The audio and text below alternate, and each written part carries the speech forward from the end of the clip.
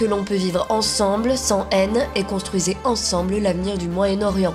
Au Liban, le pape a montré le chemin de la foi à la racine de toute collaboration et de toute contribution à la société.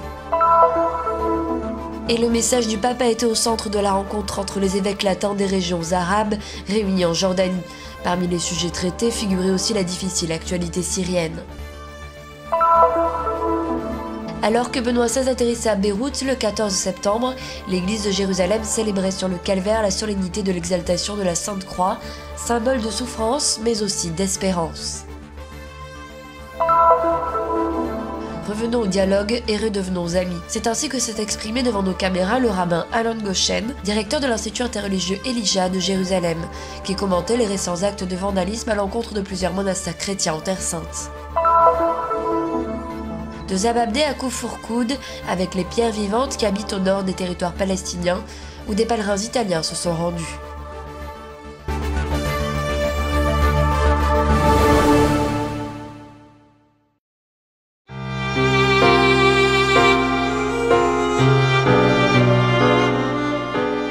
Le monde arabe et le monde entier auront vu en ces temps agités des chrétiens et des musulmans unis pour célébrer la paix.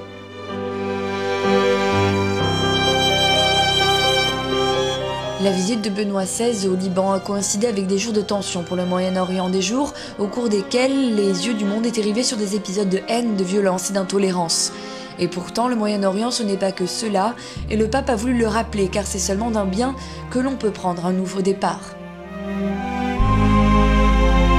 Construisez ensemble l'avenir du Liban, a dit le pape aux jeunes réunis à Abkerké, pour que tout le Moyen-Orient, vous voyant, comprennent que musulmans et chrétiens, qu'islam et christianisme peuvent vivre ensemble sans haine, dans le respect du credo de chacun, pour construire ensemble une société libre et humaine. Ce sont eux l'espérance et l'avenir, eux à qui il est demandé de ne pas se déraciner, de ne pas goûter le miel amer de l'émigration, mais au contraire d'être les protagonistes de l'avenir de leur pays en occupant une place dans la société et dans l'Église. Aux jeunes chrétiens, Benoît XVI a demandé d'être un témoignage vivant d'une foi vécue et de l'amour du Christ. En lui, a dit le pape, tous les hommes sont nos frères. La fraternité universelle qu'il a inaugurée sur la croix revêt d'une lumière resplendissante et exigeante la révolution de l'amour. Une conversion du cœur, décidée d'accompagner Jésus qui s'est fait le serviteur de tous, se mettant à l'écoute attentive de sa parole et en cherchant une intimité toujours plus grande avec lui. Mais se mettre à la suite du Christ, a rappelé le Saint-Père dans son homélie, signifie prendre sa croix pour l'accompagner sur un chemin inconfortable, qui n'est pas celui du pouvoir ou de la gloire terrestre, mais celui qui conduit à renoncer à soi-même, à perdre sa vie pour le Christ et l'Évangile, pour la sauver.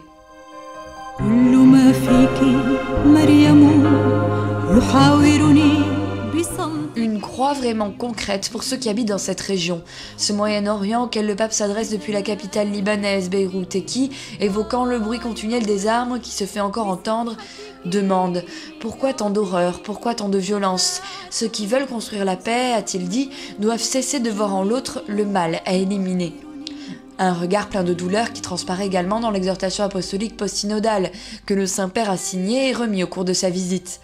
Aux chrétiens du Moyen-Orient, le pape indique le chemin de la foi, force de la vie des chrétiens, racine de toute collaboration entre les différentes confessions, source de toute contribution de charité et de culture dans la société. Une contribution à jouer dans le chemin de la paix. Et le chrétien sait, dit encore l'exhortation, que la politique terrestre ne sera efficace que si la justice de Dieu et entre les hommes en est la base authentique. Et d'appeler à nouveau à la seule vraie révolution, à cette folie de la croix qui nous apprend à transformer nos souffrances en un cri d'amour vers Dieu et de miséricorde envers le prochain.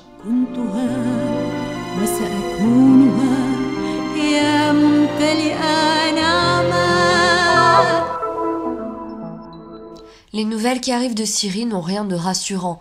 Le vicaire apostolique à Alep s'est confié à nos caméras en Jordanie à l'occasion de l'Assemblée des évêques latins du Moyen-Orient. Les chrétiens fuient, a-t-il expliqué, et les inconnues sont encore nombreuses. Monseigneur Nazzaro a dénoncé la mauvaise gestion de l'Occident dans les processus de transition et craint un pouvoir excessif des salafistes dans toute la région. Moi, ce que je voudrais, c'est un gouvernement qui me donne la possibilité de vivre tranquille. La situation actuelle d'une incertitude extrême a contraint de nombreuses personnes à fuir le pays. L'évêque d'Amman, Monseigneur Maroun Laham, a visité le mois dernier le camp de réfugiés de Zatari, en Jordanie. Un mese fa, quando sono andato, c'erano 7000 profughi. Il y a un mois, quand j'y suis allée, il y avait 7000 réfugiés. Il y a 3 ou 4 jours, ils étaient déjà 20 000. Et le responsable qui m'a accueilli m'a dit qu'ils étaient en train de préparer pour 100 000 personnes. Dernièrement, j'ai lu qu'on parlait de 80 000, mais que la Jordanie était en train de préparer un autre camp. Heureusement, la Caritas ainsi que les autres associations implantées en Jordanie font tout pour garantir la nourriture, l'eau. Mais moi, je ne pourrais même pas vivre un jour dans un camp pareil, à dire la vérité. Dans ce camp, il n'y a aucun chrétien, mais il y a des centaines de familles chrétiennes dans les villes. À Ramta, à Erbid, à Al-Hassoun, à Mafraq. Je le sais car le curé de Mafraq a ouvert l'école paroissiale l'après-midi pour les enfants des réfugiés syriens, chrétiens ou non, qui vivent dans cette ville. Et il y avait alors plus de 100 enfants qui fréquentaient l'école paroissiale dans l'après-midi. 100 bambini che frequentavano la scuola parrocchiale nel pomeriggio. Au centre des discussions, le pape, sa visite au Liban et l'exhortation apostolique. Pour discuter de tout cela, une importante délégation d'évêques venus de tout le Moyen-Orient s'est réunie à Amman en Jordanie du 18 au 20 septembre. Un succès, le patriarche de Jérusalem est le premier à commenter ainsi avec enthousiasme le voyage de Benoît XVI au pays du Cèdre. Mais d'autres voix d'Irak ou d'Égypte se font aussi entendre sur le contenu des paroles prononcées par le Saint-Père. La visita ci ha incoraggiato. La visite nous a encouragés à être des témoins, de vrais témoins, et en même temps à vraiment sentir que notre présence chrétienne est utile, puisque cette présence, en elle-même, est d'ores et déjà un véritable témoignage. L'espérance qu'il a donnée aux Libanais et au peuple du Moyen-Orient, spécialement aux chrétiens, et aux hommes de bonne volonté qui ne veulent pas la guerre. Un message pour tous, pour résoudre tous ces problèmes sans avoir recours à la violence, de laisser de côté les intérêts personnels et d'œuvrer pour le bien commun. Oubliez les quelques voix qui insistaient sur le danger et le risque que comportait ce voyage. L'Assemblée a préféré réfléchir au premier des fruits de cette visite du Saint-Père pour le Moyen-Orient, l'espoir pour les chrétiens de vivre et de partager la foi d'une nouvelle façon. Après le rassemblement avec les jeunes, nous les patriarches avons pu être seuls avec le Saint-Père. Et lui, avec beaucoup de confiance et d'amitié, nous disait « Franchement, je me sens très, très fatigué, mais j'ai tellement de joie dans mon cœur que je ne pense plus en ce moment à la fatigue. »